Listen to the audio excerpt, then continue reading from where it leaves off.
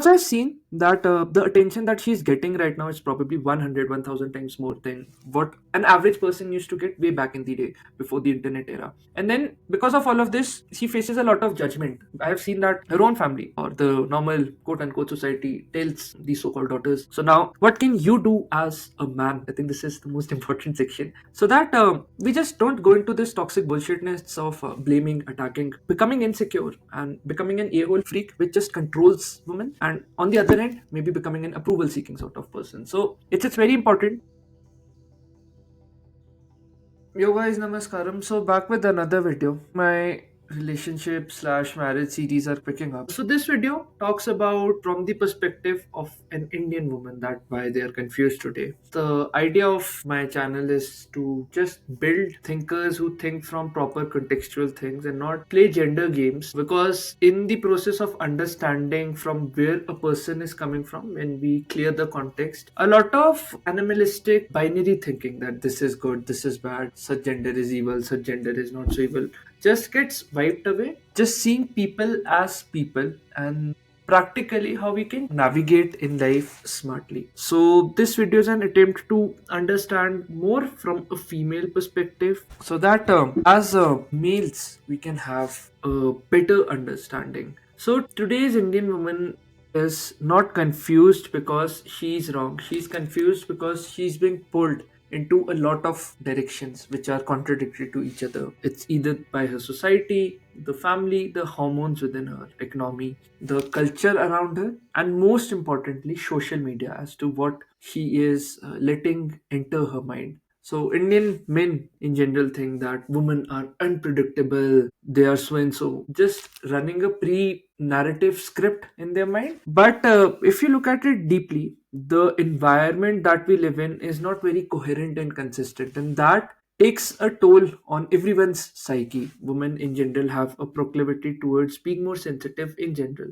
I'm not talking about narcissists, psychopaths, and things like that, but in general, just to avoid conflict, because women in general have this tendency to just smoothen out the waters. So the inconsistency comes in their own being. So let's just break it down in a step by step manner, from a psychological perspective, from a cultural perspective, from the emotional mess that sometimes women feel.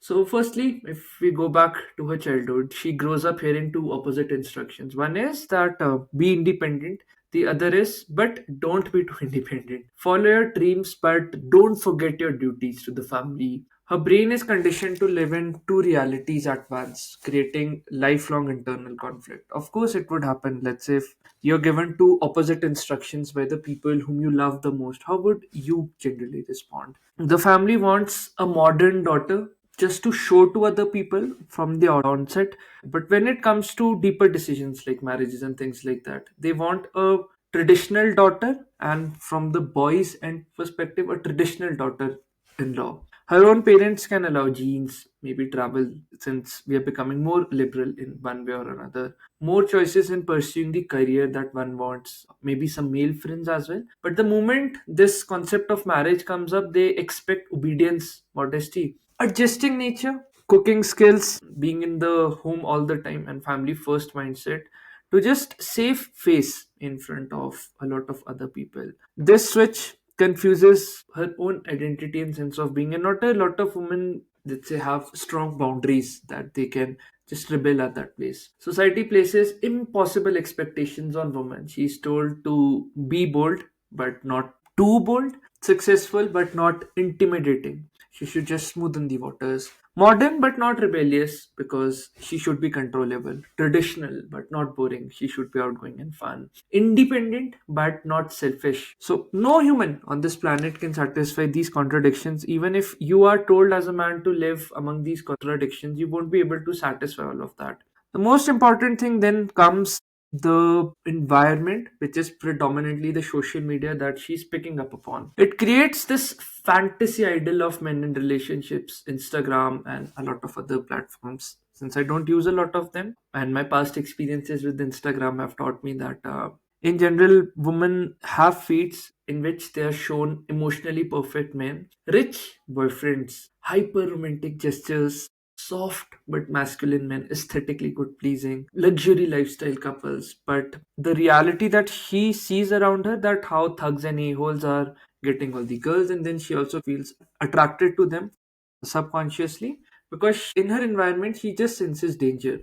If I come from an Indian context, so all these just creates a dichotomy of sorts. Real Indian men, let's say quote unquote the middle class people, and a lot of general day-to-day men cannot compete with a lot of these curated fantasies which is in her mind, and this whole cycle of disappointment, frustration then begins. Now the most important point, because of the social media, she picks up these Western feminist values, and it clashes with the Indian collectivist culture which we have. Western values say my life, my choice, because the Western world has a benchmark, or let's say a bedrock of safety for women in general. But in our society, things are very, very different. And Indian lives, Indian families in general say our family, our reputation, what would the society say, and all of that. She tries to hold both, because on one end she has her friends on which she wants to be approved of, wherein they talk about all these Western and modern and bold ideas.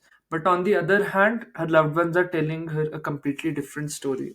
And they cannot coexist smoothly in our social structure. We try to follow the middle path, in which we fail drastically, if I talk just in this context. Now, the most practical thing, career ambition, the biological clock. So, this is a very real conflict, because for most women, career peaks between this age of 24 to 32. The reason being, let's say if she graduated at 21, 22, working for 6, 7 years, getting a stability. And in tandem to this is also her biological prime from a kid perspective, which is also between 24 to 32. And due to this, the marriage pressure peaks in a family, which is again from 24 to 32, 25 to 30, whatever sweet spot you want. The family expectations also peak between 22 and 32. Reason being, as soon as you're out of college, we must get you married and things like that. Everything happens in these same 6, 7, 8 years or 10 years, which is a massive stress for any human beings, because there are like too many moving pieces. This is where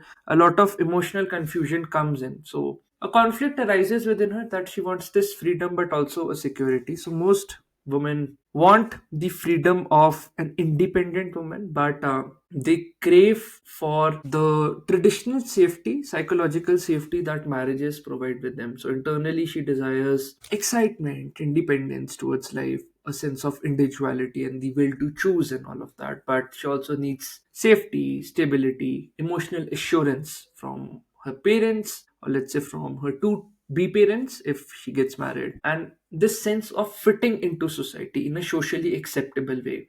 Her attraction pulls her in a different direction, and her fear pulls her in a completely different direction. And our dating culture overloads her with a lot of options and not compatibility. Now think of it. On dating apps, or let's say normal social media apps, she's getting a lot of attention. She gets a lot of matches, she gets a lot of validation. But she also knows that most men are not stable but desperate freaks who are coming on these platforms to her. Many are just looking for casual hookups. Some are manipulative, and if one is naive, they're not able to understand the subtle manipulation that happens, and few align with her values. This creates a lot of emotional fatigue and a lot of decision paralysis of sorts, that where is it that I want to go. And also I've seen that the attention that she's getting right now is probably 100, 1000 times more than what an average person used to get way back in the day, before the internet era. And then because of all of this, she faces a lot of judgment. I have seen that her own family, or the normal quote unquote society, tells these so called daughters that if a person is very ambitious, she's a career woman, if she's romantic, wanting to try out her hands in different things, she's characterless. If she's shy and withdrawn and introverted, she's boring. If she's outspoken, she has an attitude. If she's independent, she's problematic because she cannot be controlled. If she's traditional, not modern enough. Judgment from every direction on every choices fuels her anxiety, and then this just spills over into a lot of other decisions. And my classic point, which I mentioned in the previous section of this video, that having a modern partner but also a traditional provider, subconsciously she wants to let down her masculine guard through which she functions in the universe and just give in. The most attractive males are people who have a certain sort of leadership quality within them. A woman subconsciously wants that so that she can just drop her guard and be very comfortable in her man's presence. So these conflicting expectations make a lot of lives confuse the shit out of them. And she also has to carry family's reputation, which basically means that her decisions are tied down to the family honor. Let's say if she has an elder sister, elder brother, they are married, and then her turn comes. All these sibling marriages are also taking place in tandem. Unfortunately, a lot of caste expectations, religion expectations, boundaries, and things like that. So every small step becomes a whole world in itself. And because of this, a subtle fear is also in her mind because of all these fantasies being fed to her that she'll end up alone if she's not acting right now at this second, which ends up in creating these decisions which are very rushed and desperate, settling too early, rejecting, let's say, potential good men, and then just living in a cycle of desperation, clinging to emotionally weak men because they are financially good and follow family pressure blindly. So a lot of confusion increases when there's a sense of urgency that is being created for no effing reason. And then a lot of us, this is just not for women, don't know our true priorities. We haven't found ourselves. If I have to talk from a woman perspective, she wants career, independence, true love, respecting family, sort of stability, traveling. So a lot of freedom. You see how contradictory and confusing these values are. Of course, one can have a holistic attitude of sorts, but usually how people see them is through this lens of contradiction, and in which direction should I end up moving forward, because certain decisions require certain other decisions to be let go of. And due to all of this, men think that her confusion is like an attitude of sorts. Men feel, let's say, if one is in a relationship, as things progresses, she has changed, she's too demanding, she's confused, she's playing games and all of that. But more often than not, a lot of us are not just even self-aware, and when we're trying to go into that process, a lot of contradictions just come up, and finding a true identity takes time. So it's just the same, rather than just treating women as evil and these so-called people. Each one of us is an homo sapien. So now, what can you do as a man? I think this is the most important section, so that we just don't go into this toxic bullshitness of blaming, attacking, becoming insecure, and becoming an a-hole freak which just controls women, and on the other hand, maybe becoming an approval seeking sort of person. So it's very important that you ground yourself in these values. So first of all, I keep on talking about this is being very, very clear in your direction. A man with a goal doesn't get lost in her confusion. He knows where he wants to go. And an attitude should be that whichever type of woman want to come aboard, they can. And whenever they want to leave, they can. But the direction of my vote would be in whatever way you want. Having very strong boundaries, I talked about this. This is very important. That until you respect boundaries and proper boundary setting and say that I don't owe responsibility for your emotional swings. It's on you. I'll just be there, but I'll not be invested in a lot of that emotional chaos. Don't enter her confusion. There's your strength. Just be logical. Whatever chaos she has, let her just handle it, because you might have heard this. This is also a very popular saying that opposites attract. So let's say if you're very stable, you see that a lot of chaotic people come into your life because they unconsciously want that stability from you. But all of this just hinges on what your true values and what is the type of person that you want to become in life, and what are the type of people you want to be in company with, what are the type of women you want in life. So that's again a conscious choice. The importance of communicating very clearly and directly, because the more clear you are and not playing around with words just to get s, the more it would just help you from a long term perspective of not getting a lot of traumas in your life and just building genuine, authentic, healthy relationships. Don't try to act as a savior and fix her identity, fix her family. Don't do any of that. Your only role in life is to lead yourself and become a capable person, a capable being. You're not alive to repair some idiot's world. Now, I'm saying this very respectfully, because sometimes what happens, women use your naivety so that they can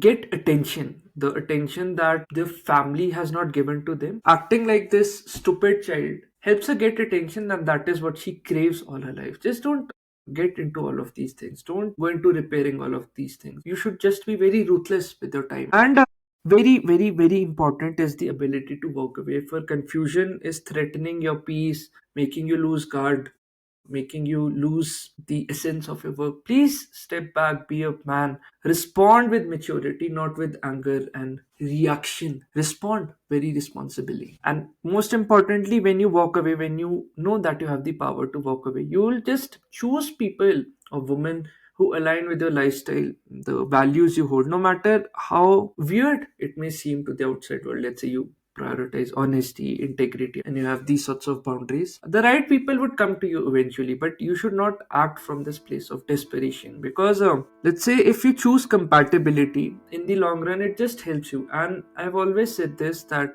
don't prioritize look for the person's character, because looks just last for 10 to 15 years. What would eventually stay is the type of character that a woman has, and that also goes for you, because eventually life and age does catches up. So compatibility is the utmost thing which comes through building a solid character, because any day it would outshine beauty, what charm she has and what drama she has. So please understand, don't villainize, because they're 50% of the humanity's population. If we start villainizing people, we would just never understand contextually that where they come from and not create, let's say, positive value in the world. So I see that a lot of quote unquote alpha, toxic alpha influencers and whatnot talk about women as these evil things, but that's not the case. I think contextually, if you just look at things and play your cards right, a lot of things just fall into place eventually, because to build a holistic personality, it's important that we work with all sorts of people, because these types of alpha influencers who talk a lot of shit about women being so and so, let's say if it increases their business, if she's coming to them as a client to learn something, they would just let go of all of that values, because money is being earned right now. So you see the context, that these people are the first to ditch their values if it comes on money, which increases their business under the pretense that okay, now it's business and things like that. So all the time just look for context, don't fall for binaries, so when so is evil, black and white. There are always like gray zones existing in this world, and that is how it is ought to be. So Indian women aren't confused, we all are just flawed, and all of this confusion just happens because the world around us is demanding so many idiotic and opposite things at the time that it just ruins peace. So your job, I feel, as a true man, if I have to use this word, is not to judge, rescue, fight her confusion, react violently. It's just to remain grounded, clear, and self respecting in your own life, and the right people would eventually come. So, this is a small video which I wanted to do. Let me know what you feel about it. A lot of context just needed to be said. Anyhow, do write what limitations you have broken, what learnings you have had from this video. I'll catch you in the next video. Until then, stay awesome. This is Debu Ki Dastak, and you stay awesome. Cheers. Bye.